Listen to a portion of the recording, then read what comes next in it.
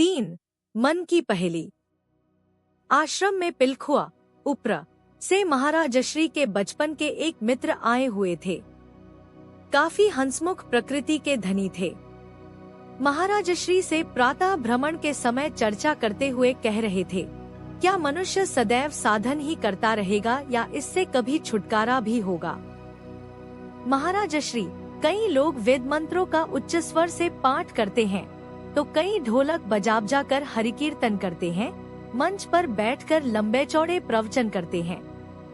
इसका अर्थ ही यही है कि उन्हें अभी कुछ प्राप्त नहीं हुआ। सभी साधनाएं कुछ प्राप्त करने के लिए हैं। प्राप्त हो जाए तो फिर साधना की क्या आवश्यकता। कुछ लोग साधना में ही लगे रहते हैं, कभी भी कुछ प्राप्त नहीं करते, क्योंकि कुछ प्राप्त करना उनका लक्ष्य ही नहीं होता। वे धन, यश, विषय भोग के क्षणिक सुखों की प्राप्ति को ही सब कुछ समझे रहते हैं। वे साधक रूप धारण कर लोगों को ठगने का कार्य करते हैं। साधन एक सीढ़ी के समान है, ऊपर चढ़ जाने के पश्चात छूट जाती है, किंतु प्रायः साधक ऊपर चढ़ ही नहीं पाते, सीढ़ियों पर ही ऊपर नीचे होते रहते हैं। कभी एक सीढ़ी चढ़ जाते हैं तो कभी एक उतर आते हैं। कई तो चढ़ते ही नहीं, केवल चढ़ने का दिखावा करते हैं। या तो जो ऊपर चढ़ गया है वह साधन रूपी सीढ़ी से दूर है, या जिसने चढ़ना आरंभ ही नहीं किया वह दूर है। दोनों में ऊपर नीचे का ही अंतर है। ऊपर चढ़ जाने के पश्चात सीढ़ी को कंधे पर लिए कोई घूमता नहीं रहता।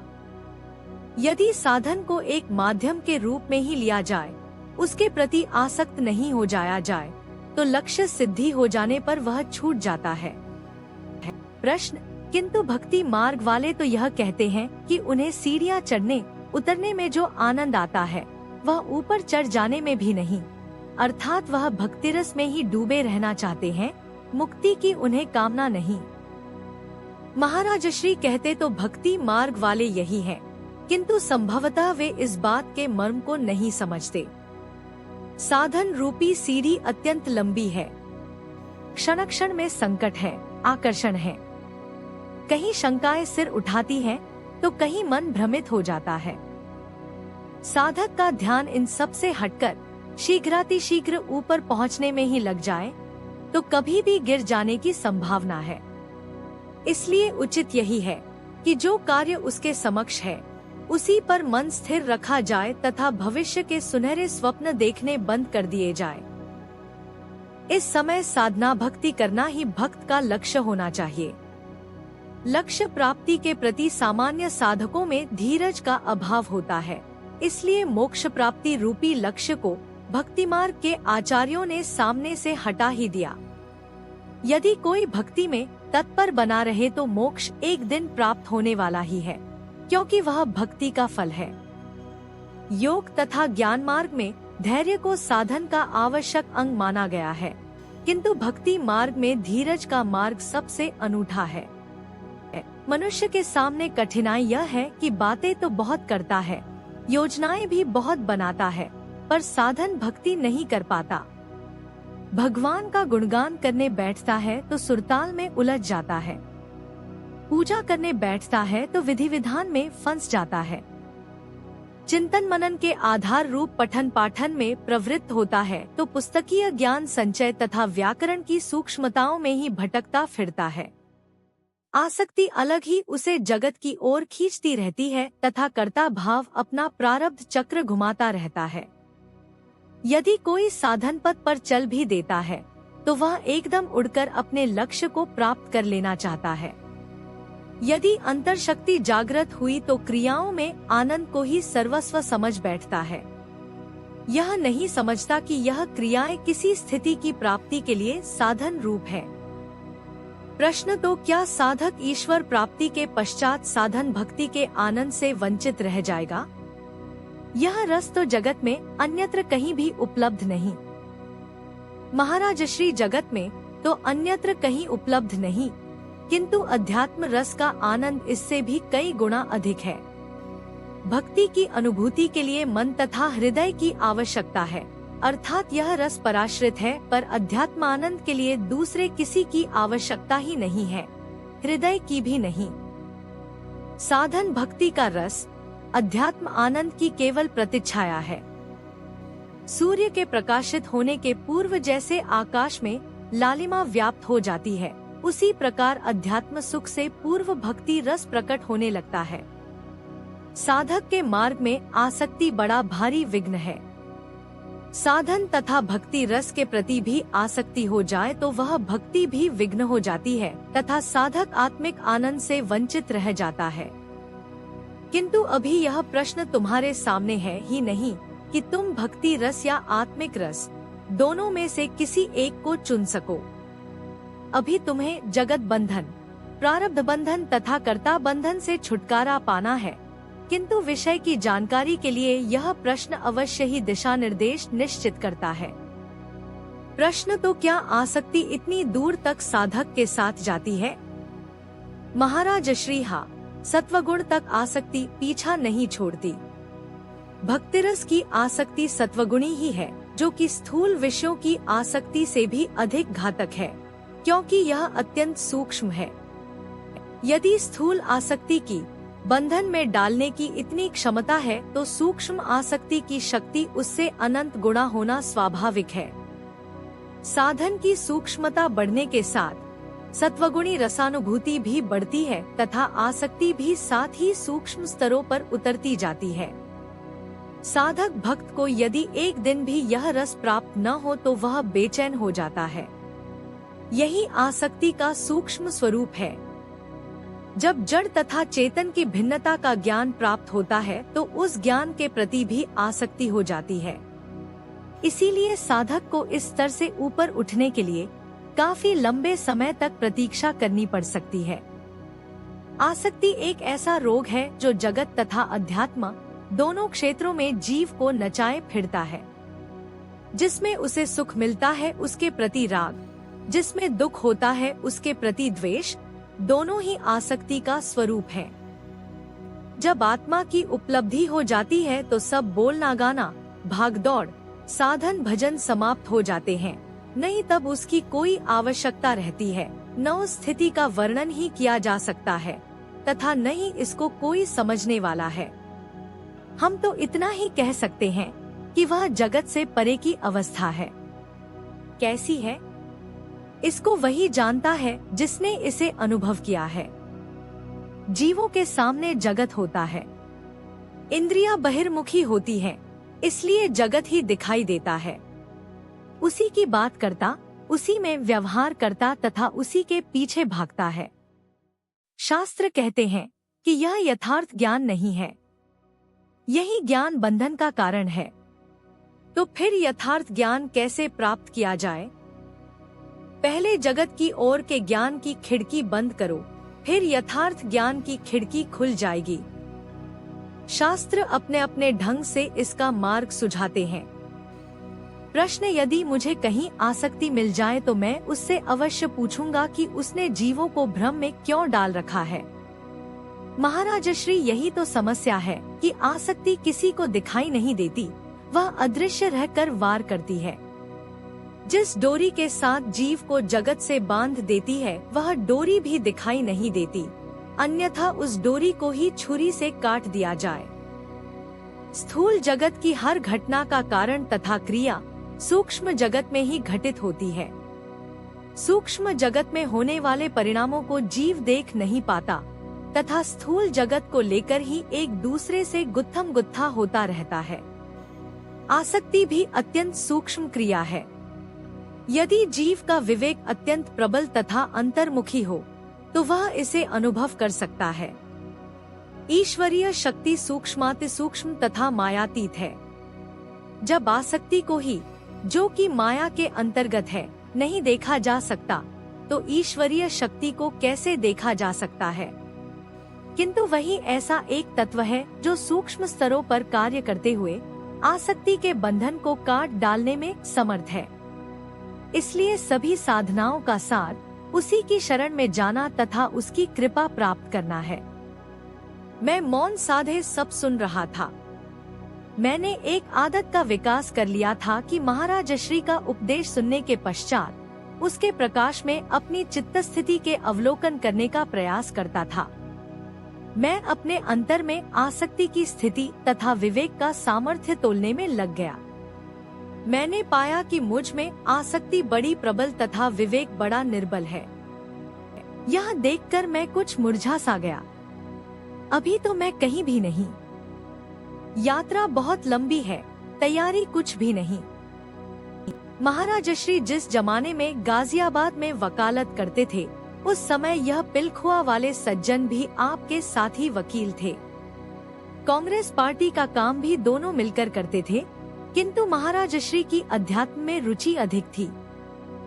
वह सज्जन प्रातः काल अपने कमरे से बाहर निकले तो अपने स्वभावानुसार मुस्करा रहे थे। महाराजश्री घूमने जाने के लिए उनकी प्रतीक्षा कर रहे थे। आते ही बोले, क्या कभी आपको वकालत के दिन भी याद आते हैं?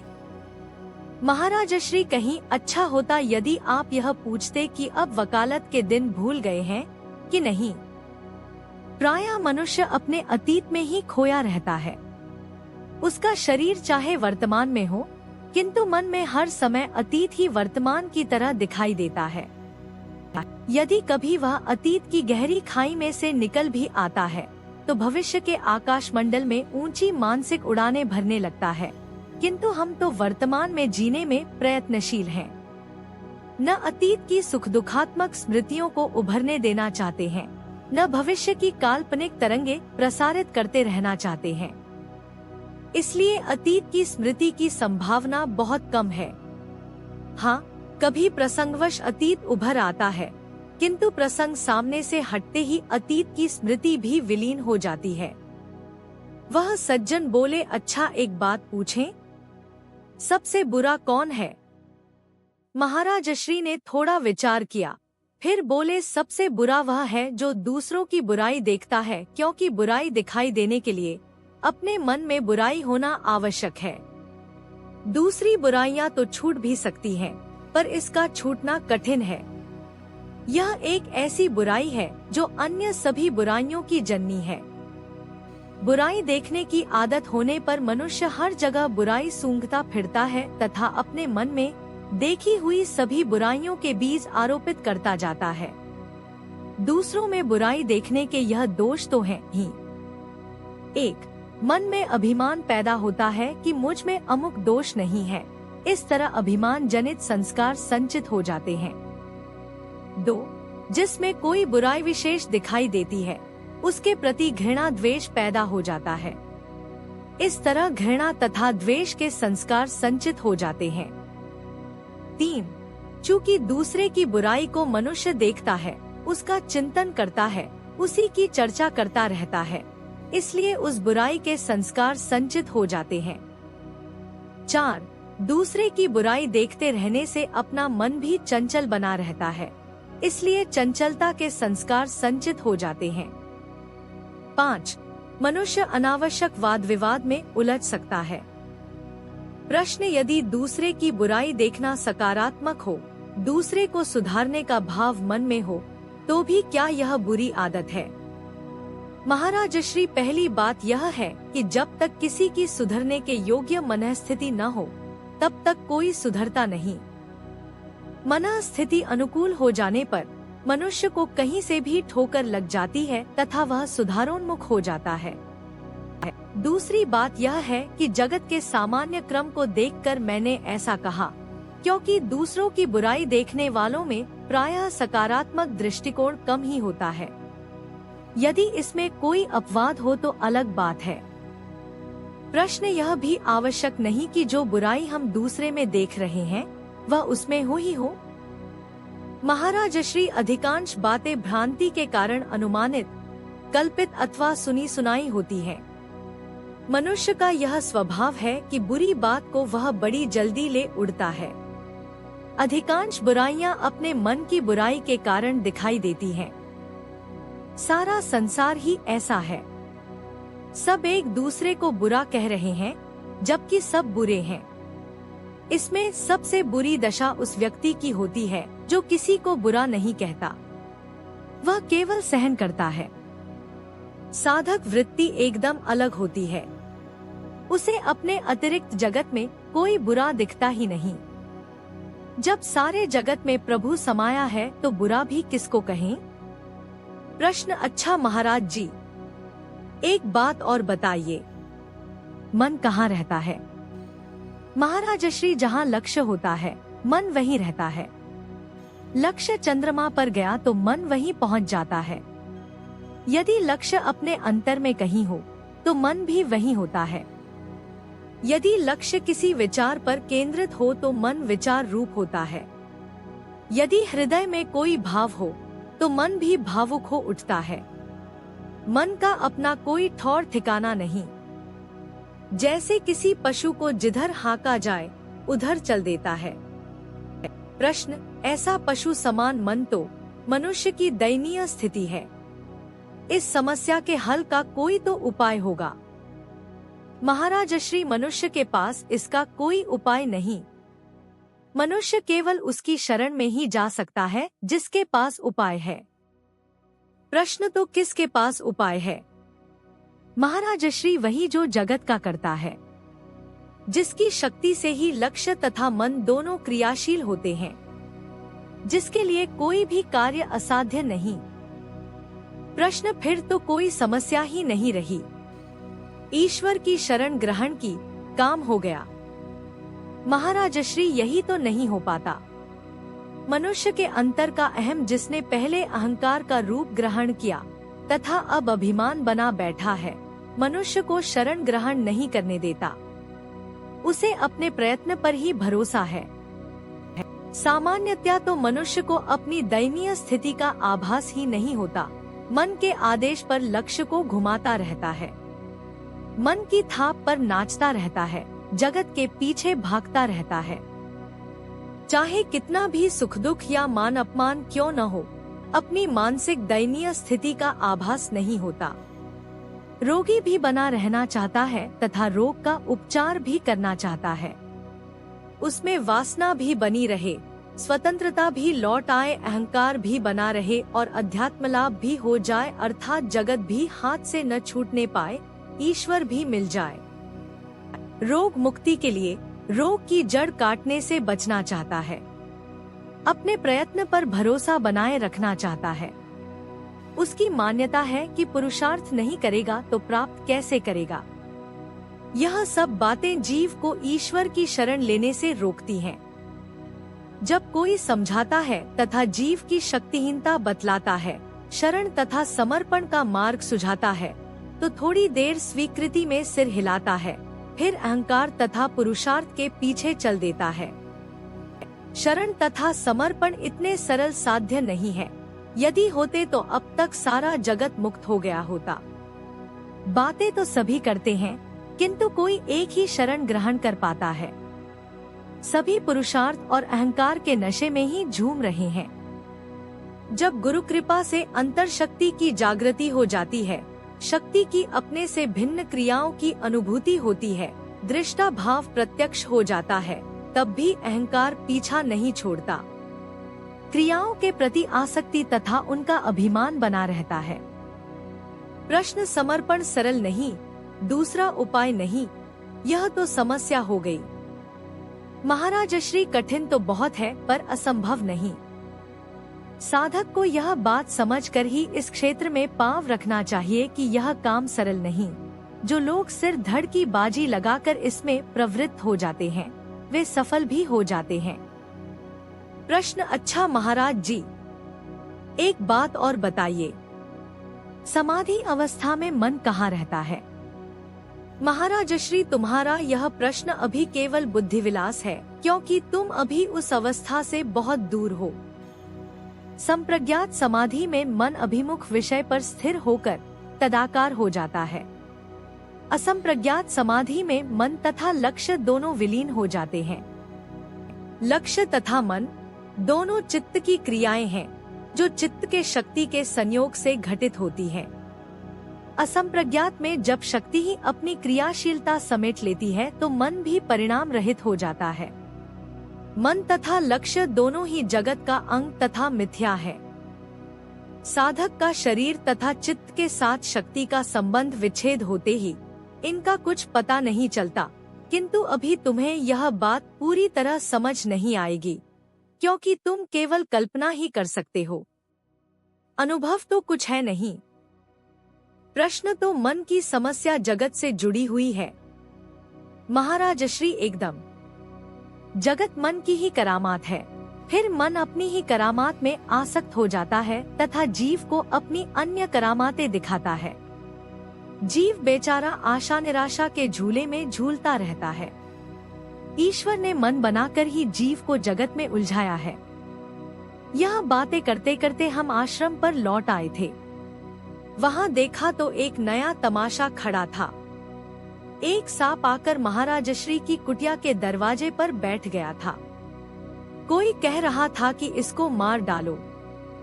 महाराज श्री पहुँचे तो कहने लगे, काहे को इसे परेशान करते हो, थोड़ी देर में अपने आप रास्ता दे देगा। हम थोड़ी देर बाहर चौक में बैठ जाएंगे। फिर महाराज श्री कहने लगे, सभी को इस धरती पर रहने का अधिकार है, किंतु मनुष्य ने सभी जगह अपना अधिकार जमा रखा है। पशु पक्षी कहीं अधिक प्रकृति के समीप हैं।